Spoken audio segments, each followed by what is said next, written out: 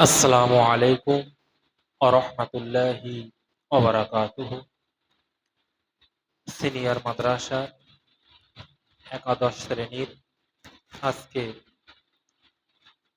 তাফসীরের দ্বিতীয় ক্লাস। তো কোনো রকম ভূমিকা ছাড়াই আমরা আজকে ক্লাসের দিকে এগিয়ে যাব। তো আমরা যে পর্যন্ত পড়েছিলাম সেটা ছিল সূরাতুল বাকারা। সূরা বাকারার সম্ভবত ৪৩ নম্বর আয়াত পর্যন্ত আমরা পড়েছিলাম। তো আজকে আমরা ৪৪ নম্বর আয়াত থেকে পড়া শুরু করব। তোমরা সকলে বইটাকে সামনে রাখবে এবং সেই অনুযায়ী অনুধাবন করার চেষ্টা করবে। তো ৪৪ নম্বর আয়াত থেকে আজকে পড়া চলছে যে আমরা এর আগের আয়াতে একটু ব্যাখ্যাটা এবং উদ্দেশ্যটা যদি জেনে নেই তাহলে বুঝতে পারবো যে আল্লাহ রাব্বুল আলামিন বনী ইসরাইল সম্প্রদায়কে উদ্দেশ্য করে বলেছেন যে হে বনী ইসরাইল,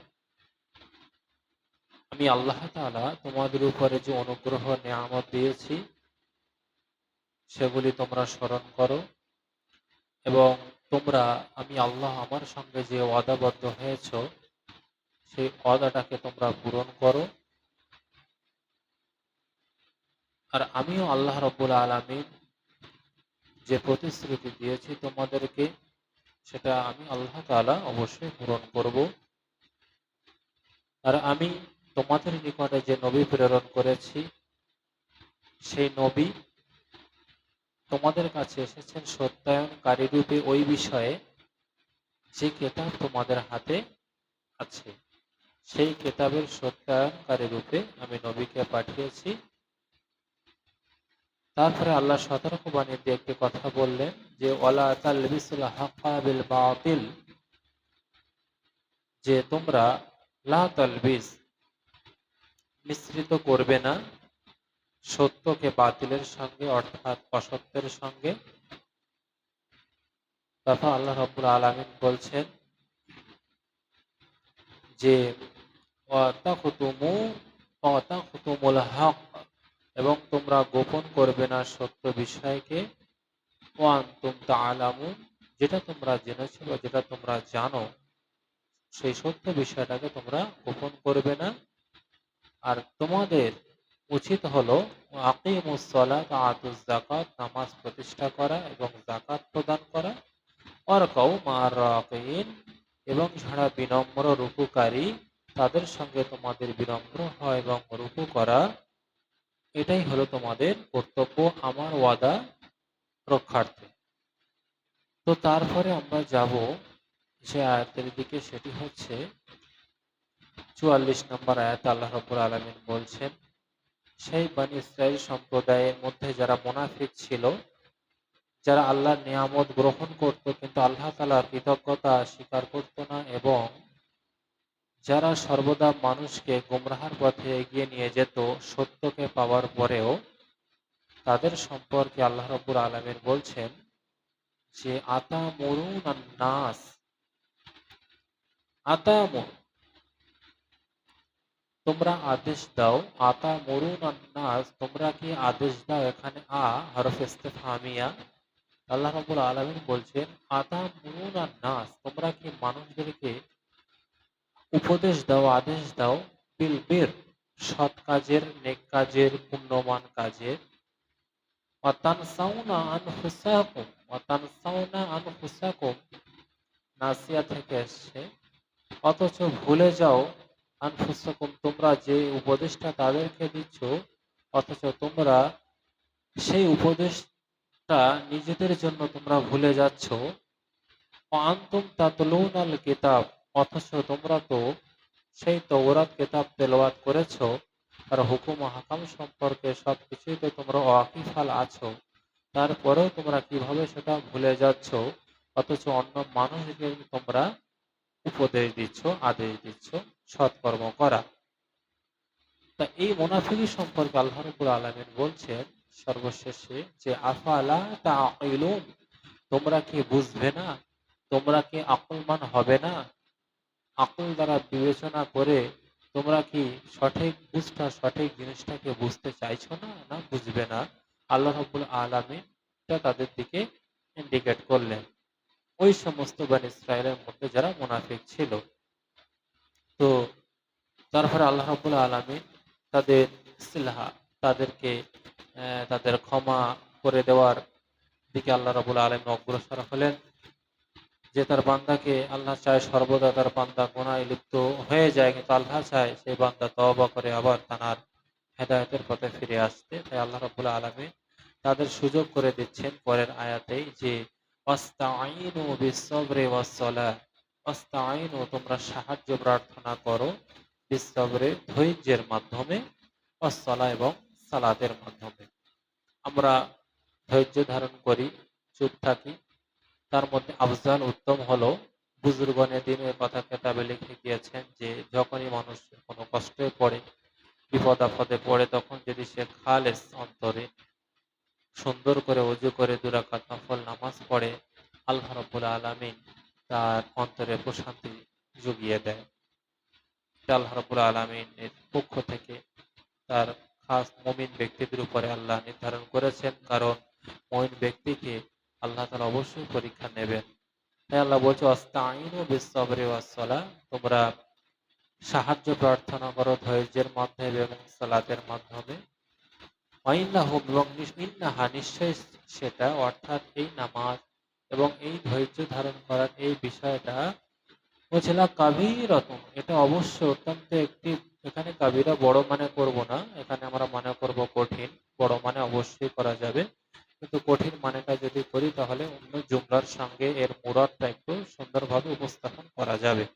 তাই বলছিলা কাবীরাতুন, অত্যন্ত কঠিন এই যে ধৈর্য ধারণ করা এবং এইভাবে নামাজের মাধ্যমে আল্লাহর ইবাদত বান্দাগির মাধ্যমে ধৈর্য ধারণ করা, আল্লাহ নিজে বলছেন জেনে রাখো লা কাবীরা, এটা অবশ্যই একটি কঠিন আমল, কঠিন কাজ।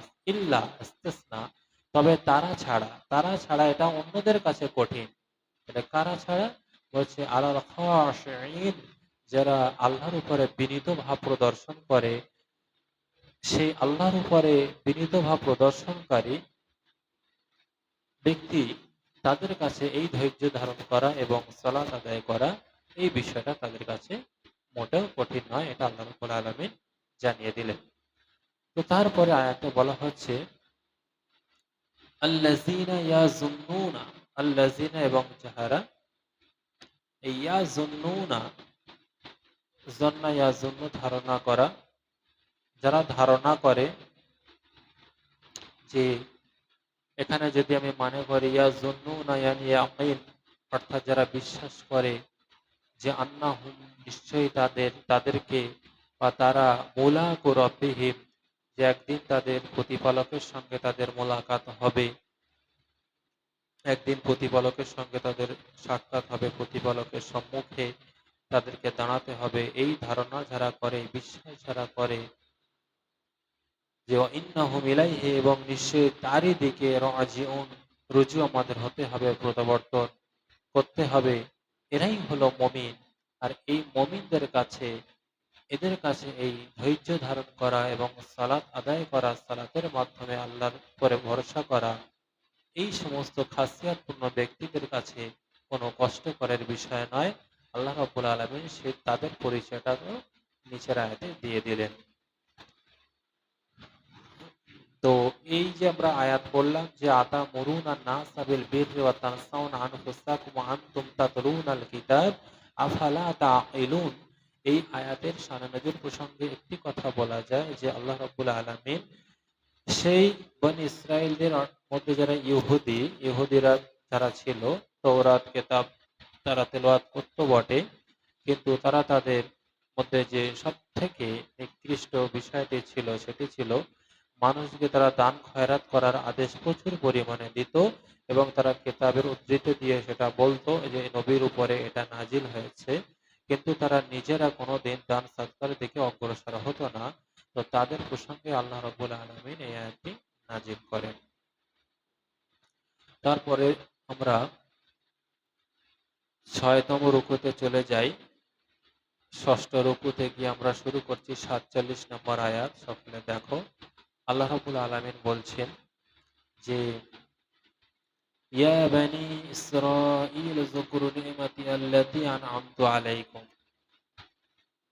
হে বানি ইসরাঈল, উযকুর, তোমরা স্মরণ করো, নি'মাতি, ওই অনুগ্রহ, আল্লাতী আন'আমতু আলাইকুম, আল্লাহ বলছে ওই অনুগ্রহের কথা স্মরণ করো, আল্লাতী, যেটা, আন'আমতু, আমি দান করেছিলাম, আলাইকুম, তোমাদের উপরে, যে নিয়ামত অনুগ্রহ আমি দান করেছিলাম, তোমরা সেটা স্মরণ করো। ওয়া ইন্নী ফাদ্দালতুকুম আলাল আলামিন। নিয়ামতের মধ্যে একটা কথা আল্লাহ এখানে ঘোষণাও করে দিলেন যে ইন্নী, নিশ্চয় আমি, আল্লাহ তাআলা বলছেন যে ফাদ্দালতুকুম, আমি তোমাদেরকে তোমাদের উপর এমন ফজল করেছিলাম, এমন মর্যাদা সম্পন্ন এবং শ্রেষ্ঠত্ব তোমাদেরকে দান করেছিলাম, আলাল আলামিন, যে সমগ্র বিশ্ব জগৎ, বিশ্ববাসীর উপরে, হে বানি ইসরাঈল, আমি আল্লাহ তাআলা তোমাদেরকে শ্রেষ্ঠত্ব দান করেছিলাম, তোমাদেরকে শ্রেষ্ঠ জাতি হিসাবে ঘোষিত করেছিলাম, শ্রেষ্ঠ জাতি হিসাবে পরিগণিত করেছিলাম। আল্লাহ রাব্বুল আলামিন এটা জানিয়ে দিলেন। তো কি নিয়ামত দিয়েছে এটা আমরা একটা বুঝতে পারলাম, যে সমগ্র বিশ্ববাসীর উপরে আল্লাহ রাব্বুল আলামিন বনী ইসরাঈলদেরকে একটা শ্রেষ্ঠত্ব দান করেছিলেন। তারপরে আল্লাহ তাআলা বলছেন যে অত্তাকু, আর তোমরা ভয় করো, ইয়াওমান, সেই দিনকে, তোমরা সেই দিনকে ভয় করো, যে লা তাজজি, कोई किसी को फायदा के लिए नहीं रहेगा, যেদিন কেউ কারো উপকারে আসবে না, উপকারের জন্য এগিয়েও আসবে না, নাফসুন, কোনো ব্যক্তি, আর নাফসিন, কোনো ব্যক্তির ব্যাপারে সেদিন কারো উপকারের জন্য এগিয়ে আসবে না, শাইয়ান, কোনো কিছুর দিক দিয়ে, কোনো কিছু। আর এখানে শাইয়ানের বদ আরেকটি করা যায়, যে শাইয়ান বলতে যে সামান্য পরিমাণ তোমাকে যে একটু দেখতে আসবে, সামান্য পরিমাণ যে তোমাকে সাহায্য করতে আসবে, এরকম কিঞ্চিতকে বোঝানোর জন্য এখানে শাইয়ানকে আনা হয়েছে। ওয়ালা ইউকবালুল মিনহা, ওয়ালা ইউকবাল, এবং কবুল করা হবে না, গৃহীত হবে না আল্লাহর কাছে, মিনহা, কারো পক্ষ থেকে সেই দিন কবুল করা হবে না, শাফাআ, সুপারিশ, সেদিন কারো পক্ষ থেকে কোনো সুপারিশও কবুল করা হবে না, গ্রহণ করা হবে না। ওয়ালা ইউখাযু, আর ওয়ালা ইউখায, খুঁজ, নেওয়া, ধরা, অর্থাৎ নেওয়াও হবে না, নেওয়াও হবে না, মিনহা, কারো নিকট থেকে, আদলুন, কোনো ইনসাফ, ন্যায় বিচার বলতে এখানে বিনিময়, এখানে আদলের মানে আমরা করব বিনিময়, অর্থাৎ সেদিন কারো পক্ষ থেকে কোনো বিনিময়ও নেওয়া হবে না, যে আল্লাহর কাছে গিয়ে বলবে এর বিনিময়ে আমি এটা দিচ্ছি, ওর বিনিময়ে এটা দিলাম, এর বিনিময়ে তাকে এটা আমি সুপারিশ করলাম, সেদিনে কোনো বিনিময়ের কোথাও চালু থাকবে না। ওয়ালা হুম ইউনসারুন, আর সেদিন তারা থাকবে সাহায্যহীন অবস্থায়, সেদিন তারা কোনো সাহায্যকারীকেও তারা পাবে না, বা সাহায্য প্রাপ্ত তারা হবে না। অর্থাৎ কিয়ামতের দিনের একটি চিত্র আল্লাহ রাব্বুল আলামিন এই আয়াতের মধ্যে তুলে ধরেছেন। তারপরে আল্লাহ তাআলা বলছেন ৪৯ নম্বর আয়াতে, আল্লাহ বলছেন ওয়াইজ নাজ্জাইনাকুম, ওয়াইজ, এবং যখন, নাজ্জাইনাকুম, আমি তোমাদেরকে নাজাত দিয়েছিলাম, মুক্তি দিয়েছিলাম, মিন আলি ফিরআউন, ফেরাউনের আল, অর্থাৎ ফেরাউনের বংশধর বা তার সম্প্রদায়, ফেরাউন সম্প্রদায়ের হতে তখন তোমাদেরকে আমি নিষ্কৃতি দিয়েছিলাম, মুক্তি দিয়েছিলাম। ইয়াসুমুনাকুম, যারা তোমাদেরকে, ইয়াসুম, ইয়াসুম, সুম, সুম, যারা তোমাদেরকে প্রদান করত, দিত, প্রদান করত, কি দিত, কি প্রদান করত, সু আল আজাব, কঠিন আজাব, কঠিন শাস্তি যারা তোমাদেরকে প্রদান করত। যেমন আল্লাহ রাব্বুল আলামিন একটি কথা এখানে বলে দিচ্ছে, কেমন আযাব দিত, যে ইউযাব্বিহুনা আবনাআকুম, তোমাদের আবনা, তোমাদের যে পুত্র সন্তান গুলো হতো, সেই সন্তানদেরকে তারা, তার আল বর্গ, ফেরাউনের আল বর্গ, ইউযাব্বিহুনা, জবাই করে দিত। ওয়া ইস্তাহইউনা, ওয়াস্তাহইউনা এবং হায়াতে রাখতো, হায়াত থেকে এসেছে, হায়াতে রাখতো, জীবিত রাখতো, নিসাকুম তোমাদের নারীগণকে, তোমাদের মধ্যে যে কন্যাগণ বালিকা যেগুলো ভূমিষ্ঠ হতো তাদেরকে জীবিত রাখতো। অফি যালিকুম এবং তাতে বালাআন এই বিষয়ের, অফি যালিকুম তোমাদের উপরে এই বিষয়টা কি ছিল, বালা মির রব্বিকুম তোমাদের প্রতিপালকের পক্ষ থেকে একটা বালা, এখানে ইমতিহান পরীক্ষা অর্থে ব্যবহার করা হয়েছে। আল্লাহর পক্ষ থেকে একটি পরীক্ষা স্বরূপ দেওয়া হয়েছিল, আজিম, আর সেটা হলো মহান একটি, বড় একটি মহান পরীক্ষা এখানে বলা যায়, মহা বিপদ। বিপদ যদি না বলে আমরা আল্লাহর পক্ষ থেকে একটি মহা পরীক্ষা বলে মনে করি তাহলে এটা উপযুক্ত হয়। তো আমরা জানি ফেরাউন সে জানতে পেরেছিল যে এই সাম্রাজ্যের মধ্যেই একটি পুত্র সন্তান জন্মগ্রহণ করবে। তো সেই সমস্ত ব্যক্তিরা যারা সব ব্যাখ্যা করত এবং যেভাবে ফেরাউন জানতে পেরেছিল এই কেচ্ছাটা তোমরা সকলেই জানো। তো সেই ফেরাউন ওই সময় সমস্ত যে ওই গণকদের কথা শুনে যে পুত্র সন্তান হবে আর সে আমার সাম্রাজ্যকে ধ্বংস করবে, তাহলে আমি যদি এই পদক্ষেপ গ্রহণ করি যে আমি সমস্ত পুত্র সন্তান যারাই আজ থেকে ভূমিষ্ঠ হবে তাদেরকে হত্যা করব, তাহলে আমার উপরে এই ভয় আর থাকবে না। তারপরে আল্লাহ রাব্বুল আলামিন কিভাবে তার নবী পয়গম্বরকে সেই ফিরাউনের ঘরেই আধিপত্য গেড়ে দিলেন এবং তার ফেরাউনের শত্রু ফেরাউনের ঘরে থেকে কিভাবে ফেরাউনের বিরুদ্ধে জিহাদ করলেন এবং তাকে সমূলে ধ্বংস করলেন এবং সেখানে কিভাবে ইসলাম প্রতিষ্ঠা করলেন, এই ঘটনাটা আমরা জানি। যেহেতু এটা উপস্থাপন করে সময় না বাড়িয়ে আমরা আয়াতের দিকে চলে যাই, তারপরেও তোমরা তাফসীর খুলে দেখবে ঘটনাটা আছে, একবার উদ্দেশ্যটা একটু পড়ে নেবে। তো 50 নম্বর আয়াতে আমরা যাই, সেখানে বলা হচ্ছে আল্লাহ রাব্বুল আলামিন বলছেন ওয়াইজ ফারাকনা, আর যখন আমি কি করেছিলাম, ফারাকনা ফারক করে দিয়েছিলাম, ভাগ করে দিয়েছিলাম, দ্বিখণ্ডিত করে দিয়েছিলাম, বিকুম তোমাদের জন্য, পাহাড় সেই সমুদ্র সাগরকে দ্বিখণ্ডিত করে দিয়েছিলাম, মাজা দিয়ে ভাগ করে দিয়েছিলাম।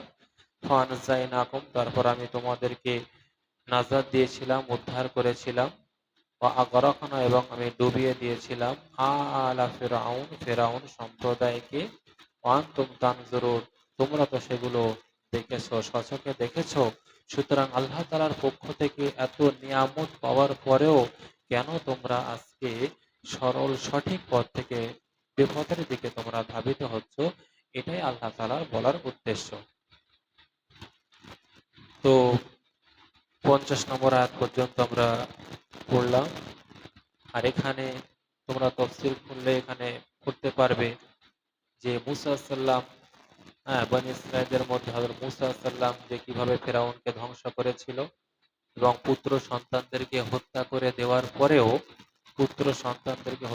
দেওয়ার পরেও কিভাবে সেই বাক্স ভরা সন্তানকে আল্লাহ তাআলা সমুদ্রের ঢেউয়ে তারই নদীতে গোসল করার সেই ঘাটে আল্লাহ তাআলা এনে দিয়েছিলেন এবং তার স্ত্রী কিভাবে লালন পালন করেছিলেন তাকে, নবী মুসা আলাইহিস সালামকে, এই ঘটনাটা তোমরা অধিকাংশই জানো। তবু এখানে 89 পেজে তোমরা ঘটনাটা একটু দেখে নেবে, ছোট করে দেওয়া আছে, আশা করি এটা পড়লে বুঝতে পারবে।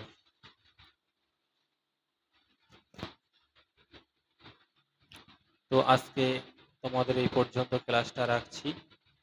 পরের ক্লাস ইনশাআল্লাহ তোমাদের খুব তাড়াতাড়ি দিয়ে দেওয়া হবে। 51 নম্বর আয়াত থেকে তোমাদেরকে পড়ানো হবে। যে পর্যন্ত পড়ানো হলো তোমরা অনুবাদ সঠিকভাবে বাক্যগুলো মিলিয়ে শব্দ অর্থ ধরে তোমরা তাফসীর করার চেষ্টা করবে, মানেগুলো বোঝার চেষ্টা করবে।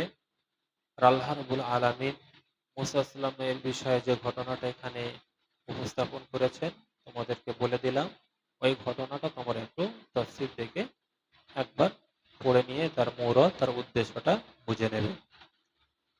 তো তাফসীর আজকে এই পর্যন্ত রাখছি, ইনশাআল্লাহ পরের দিন নেক্সট ক্লাস তোমাদের সূরা বাকারার 51 নম্বর আয়াত থেকে শুরু হবে।